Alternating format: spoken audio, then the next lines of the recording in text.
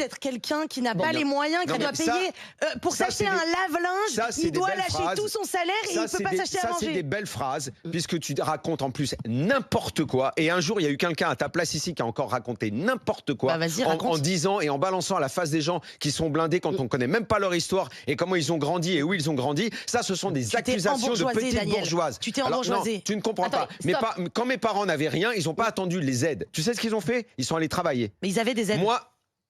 Désolé. Élie, stop. Mais qu'est-ce que t'en sais? Et il y en avait pas. Tous les Français il y en avait ont des beaucoup aides. moins. Il y en avait beaucoup moins. Et ils n'en avaient pas. Tu racontes n'importe quoi. Mais excusez-moi, on te parle d'il y a 50 ans. En fait, tu ne sais pas. T'as 25 ans, t'as rien vu de la vie, t'en sais rien. Il y avait énormément d'aides sociales. Mais non, il y en avait moins que maintenant. Bon, est-ce qu'on va revenir? On va revenir au sujet. En fait, il y a deux modèles. Moi, je préfère le modèle parce que on balance une phrase comme ça et après il y a des gens comme toi qui là sur les plateaux arrivent avec leurs bons sentiments et le pot de miel qui dégouline de la bouche en disant évidemment c'est formidable. Bah non, moi je suis taxé à 60%, Daniel. C'était ton moment, donc maintenant c'est le mien. Donc tu m'as coupé pendant mon moment.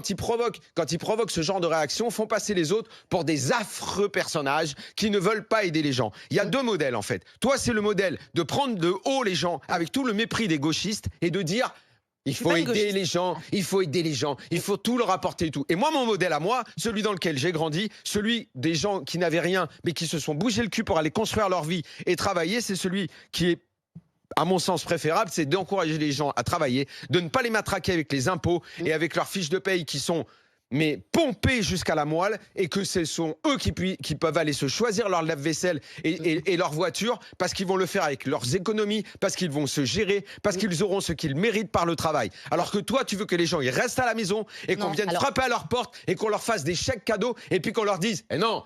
Le modèle de la vaisselle là, le miel et tout, c'est Élise Gottfarb parce qu'elle est très riche et parce qu'elle vient d'un milieu bourgeois qui peut aller se le payer. Mais je ne viens pas d'un milieu bourgeois. Et Daniel, mais les autres, ce qu'ils vont faire, c'est qu'on va leur apporter la marque des pauvres et ils vont rester. Et ils ne pourront pas progresser dans la vie. Ils ne pourront pas progresser parce que leur travail ne paiera jamais. Et bien moi, mon modèle, c'est celui du travail. Moi, mon modèle, c'est celui du travail. Le tien, c'est l'assistanat.